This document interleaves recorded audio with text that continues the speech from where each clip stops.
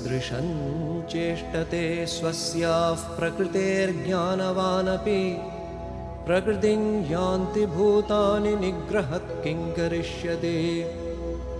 Pranam Partho, good evening, Pranam. Welcome to the new podcast on Mahavakyas of the Gita, of Bhagavad Gita. Partho, last time we had discussed one of the Mahavakyas you had shared, which essentially means, Vihayaka Manya, yes, Vihayaka Manya, where you talked about how, mystery. yes, the one who gives up all desires, ego, attains great peace. So would like to take the discussion forward. Which is the next Mahavakya that you consider, or one of the Mahavakyas you would like to cover? Yes, I mean, as I have shared before, there are some shlokas which give you the essence in a very pithy way, in a very concise, powerful way. So those are the ones we are calling Mahavakyas. So the Gita talks at many places of Prakriti and Purusha, that we are the consciousness behind Prakriti. Even when we talk of the Karta, we are told that the doer in us is not we ourselves, but the three Gunas of Prakriti that work through us. And right up till the realization of the self, in the context of the Gita, everything that we are doing, that is happening to us, that is happening through us, is a play of the three Gunas of Prakriti. So the next Mahavakya that I've taken up is a very important one based on this concept of the Gunas of Prakriti. And in just 2 lines, in one sloka, the Gita is telling us that human nature is determined by the three Gunas of Prakriti. And everyone is driven by that, shaped and driven by the three Gunas of Prakriti. And there's nothing that can be done about it. So at once it gives us a formula almost for dealing with the difficulties of human nature in ourselves and in others. Let's just read out the sloka.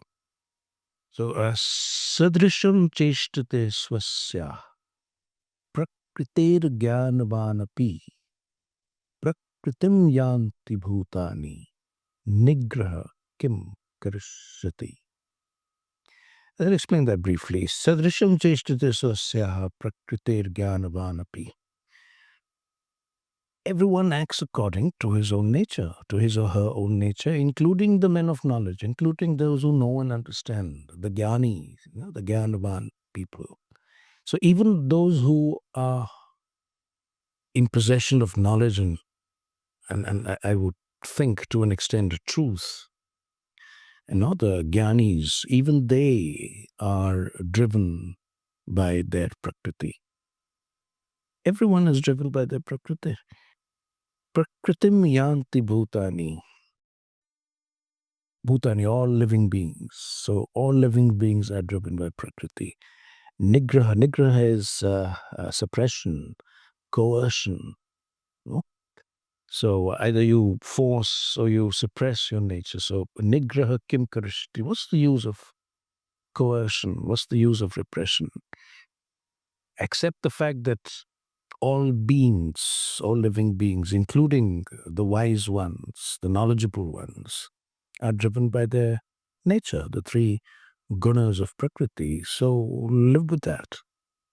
Understand that, live with that. To my mind, this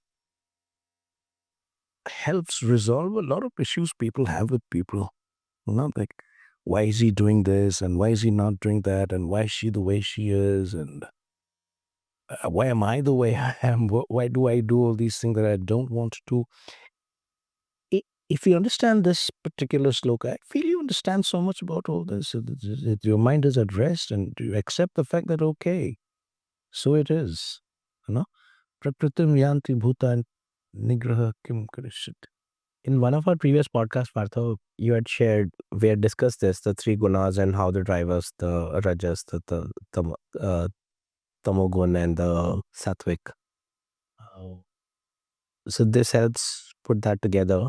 But I wonder the three gunas that help us. Sattvagun, Rajogun, Tamogun. Or in simple language, Sattva, Rajas, Tamas. Correct. So I have a thought and a question here. As we are all driven by nature, is there nothing we can do at all? There's nothing in our hands whatsoever. Yeah, I don't want to go back to the question of free will and predetermination. To me, Yeah. but yeah, I understand your question. And if everything in us is Prakriti and the interplay, a pretty rich and complex interplay of the three gunas, then what can I do? If you follow the Gita's reasoning, then first I have to see this in myself and in others, right? I have to stop seeing Kunal as an independent, autonomous person who's doing whatever he is doing because he wants to do that, chooses to do that. I have to stop seeing things like that. I have to see nature acting through Kunal. That even a man of knowledge is driven by Prakriti. So Kunal too is driven by Prakriti. So is everyone. So am I myself driven by Prakriti. So why try to repress anything? Why try to force anything? Why react to people and what they do or do not do? So a play of Prakriti. To see it like that first, I think is the first important step. That frees you from the immediate mental vital reactions we have all the time to what people do and what they don't do. He has done this, she has not done that. All that is gone. It's okay, nature. So in some sense, seeing this alters my nature, can alter my nature. So see how first is to see this, to acknowledge this, to see this all the time in people, in yourself, not get shaken by that, not react to that. See it, let it be this. That is the first step, and that is important in the context of the Gita. If we have to practice or live the yoga of the Gita, then we have to be able to discern the movements of the three gunas of Prakriti, what they are, how they interact, what is this play of the three gunas, and see that happening in all beings. Sarva Bhutani, seeing that in you and in me, not just in myself, but in everyone, and not just in everyone, but in myself. That it's always the three gunas that is making us what we are, and that's making us do what we do. As I begin to witness this play of Prakriti, and I'm freed from my habitual reactions, and I begin to attain that state of samatha, samabha, which is so critical to the Gita, as we have already discussed. Then we begin to gradually, perhaps first tentatively and then with more certainty, we begin to discern something behind the three gunas of Prakriti. We begin to discern something vaster than Prakriti.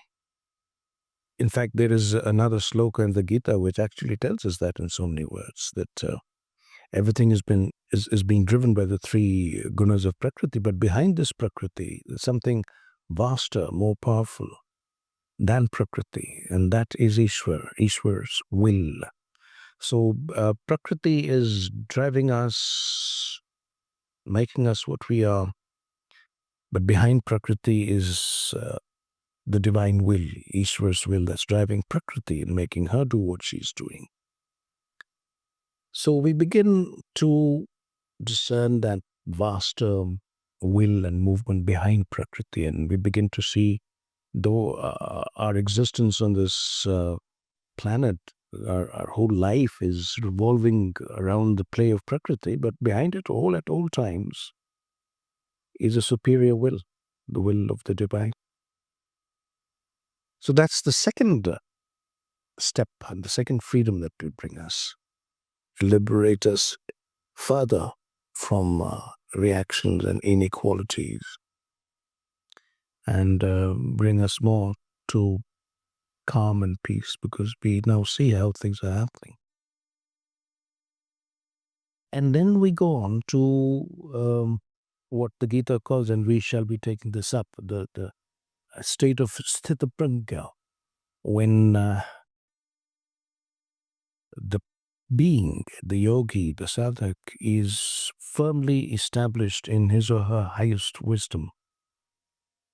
And there are several slokas in the Gita that describe very clearly, in fact quite unambiguously, what this highest wisdom is and what happens to you when you're established in that highest wisdom. What is your state of being? So all that is very clearly explained in the Gita. That would be the next movement, the next step in the yoga of the Gita, to realize that higher wisdom in us and to establish ourselves, fix ourselves in that highest wisdom. And then, of course, that takes us to the higher summits of the Gita's yoga, the highest summits, I should say. Highest summit of the Gita's yoga, which is a realization of the divine consciousness in you, to realize that there is nothing but Krishna, that even the play of Prakriti is Krishna's play. No? And to see Krishna, to see Narayan everywhere, in all forms, in all movements, and then to liberate ourselves in that highest knowing.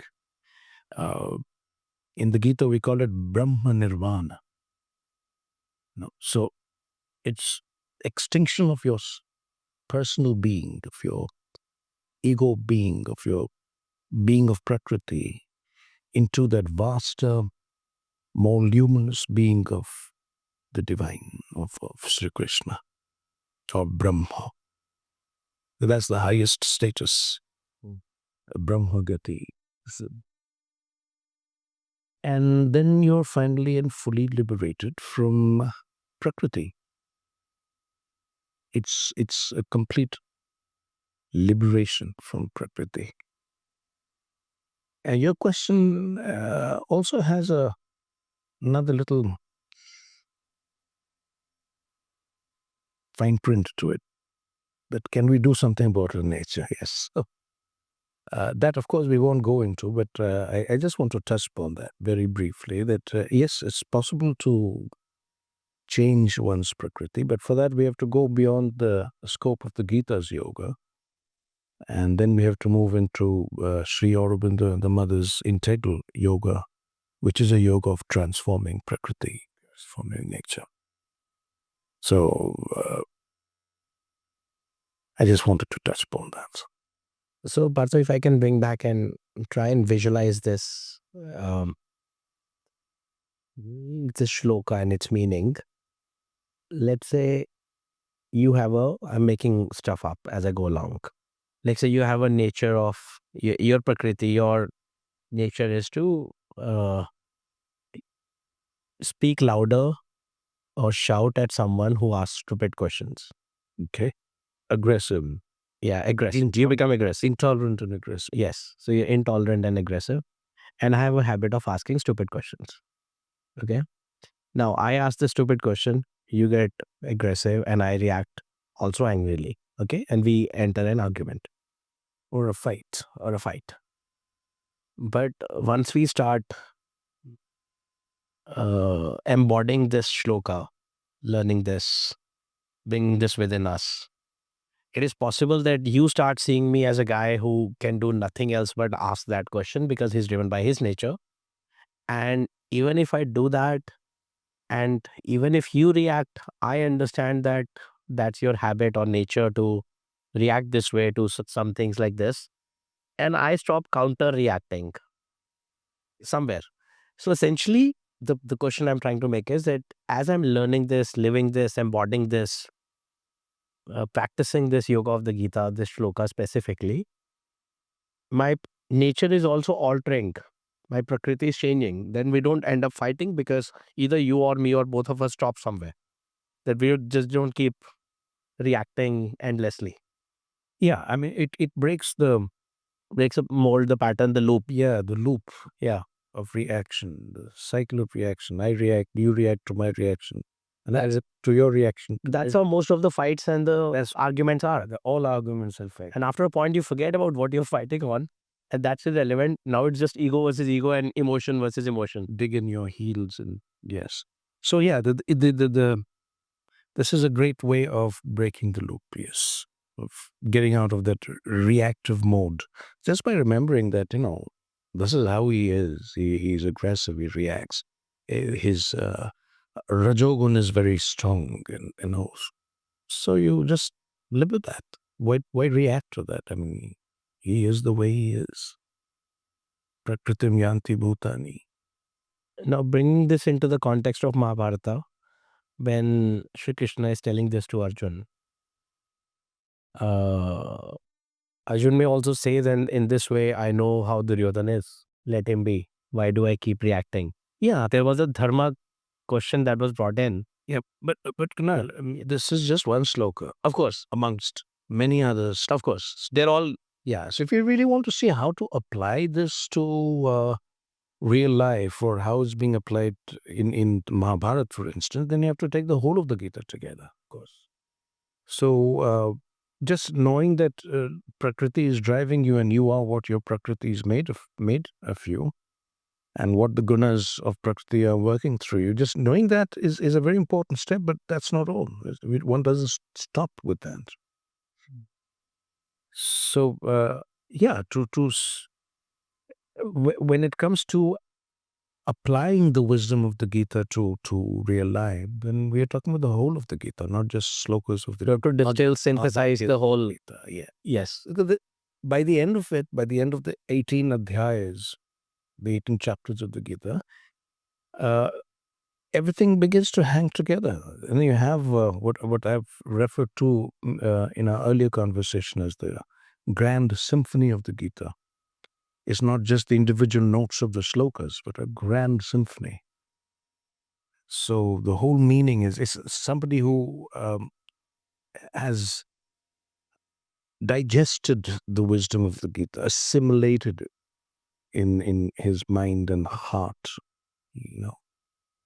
internalized it, and is living it, will obviously not live shloka by shloka. That person will live the whole Gita. And such a person, someone who really assimilates the Gita, digests and assimilates the Gita within herself or himself, is also not going to be limited to the Gita. And by the very virtue of digesting the Gita, assimilating the Gita, one will necessarily go beyond the Gita to living the Vedanta in life. And the Gita, of course, will be the foundation of that Vedantic yogic life. But who knows what happens once you have completely assimilated and internalized a work like the Bhagavad Gita. And this is supreme wisdom. And just for instance, the question that we just touched upon briefly, can something be done about nature itself? I mean, it's fine to know that nature is like that, but can nature be changed? So we may not get a direct answer for that in the Gita. But once you have internalized the Gita, assimilated it in your mind and heart, in your buddhi, then the answer will come to you. So, a symphony is not just the notes, but it's something that comes out of all the notes playing together, which is almost indescribable. To that extent, shall we touch upon a little bit further on the Sri Aurobindo's and Mother's integral yoga? How briefly further? It's a slight digression, I know, but would love to. It's actually not a digress. Okay, consider it an extension. Sorry, my nature of. Because Sri Aurobindo's integral yoga is really built upon the Bhakti. Yes, yes. He takes the Gita And Vedanta and expands. Yeah, and brings it to application completely. We all understand nature is nature. These are the three gunas of nature, the various combinations and permutations of the three gunas. But for Sri Aurobindo, a change of nature becomes very important. So what Sri Aurobindo is saying is really very simple, that I can have the Brahma Nirvana in my highest consciousness. I can live in Sri Krishna's consciousness. But if I do not bring Sri Krishna's consciousness down to the smallest details of my day-to-day existence, then it's not complete. It's an incomplete yoga. What's the point of having this supreme wisdom of the Gita if that wisdom cannot change the way I think, I live? And not just the way I think, that's comparatively easier, and the Gita itself can do that, but the very substance of my mind and brain. The very substance of my mind and brain, no. How can it change the substance of my thoughts and my emotions? And Sri Aurobindo doesn't stop at that. He takes it to the body, that if the body itself does not or cannot live that highest consciousness, the highest wisdom, then again it's an incomplete yoga. I can hold all that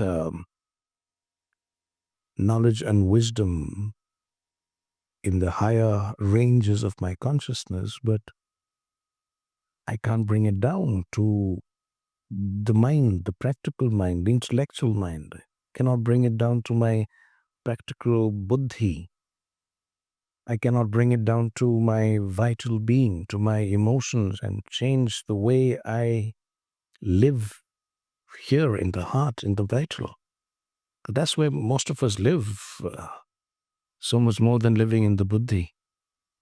So changing the very stuff of which the human vital is made, changing the very stuff of which the human intellect, the buddhi, is made, and bringing that down, further down into the cells of the body, into your physical consciousness, which means you bring that divine consciousness, the divine knowledge and wisdom, you bring that that supreme attainments of the higher consciousness down to what you are on this planet, on what you are cosmically, terrestrially, and individually. And then through that, you bring it to society. You make it not just a personal transformation, but a civilizational transformation. Life on earth becomes a living expression of the highest divine knowledge and wisdom, or the highest consciousness. When you do that, then you are completing the yoga, you are completing the loop. That is what Sri Aurobindo's integral yoga is. Of course, it goes into considerable details, but in a gist, that's what it is. So it's not just the realization of the highest consciousness, but the transformation of one's mental, intellectual, vital, emotional, physical existence down to the most material existence in the light of that highest truth and knowledge, that highest consciousness. That's the sweep of Sri Aurobindo's integral yoga. Wow. Beautiful. Beautiful, Partho. I think we'd hopefully will get a chance to cover that in more detail and with other factors around it in the next few podcasts. But this was very helpful. I think fairly enlightening, and thanks for sharing, Partho. Yeah, I mean, this is a delight to share. Sri Aurobindo's yoga is always a delight. It is, and if we ever get into Sri Aurobindo's integral yoga, then the other things, I don't wish to call it redundant, but they're secondary now. Then everything becomes secondary. Even the Bhagavad Gita becomes secondary. And the primary thing is this realization of the divine within oneself and transforming one's own nature by that realization. That, to my mind, that's complete without.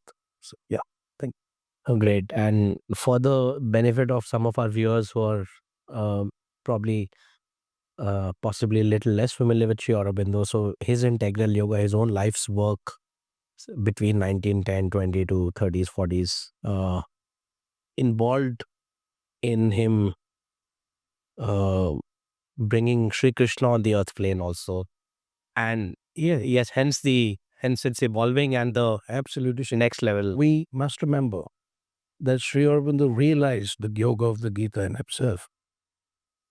In his own words, when he was at Alipur jail, the Gita was placed in his hands. That's his own words.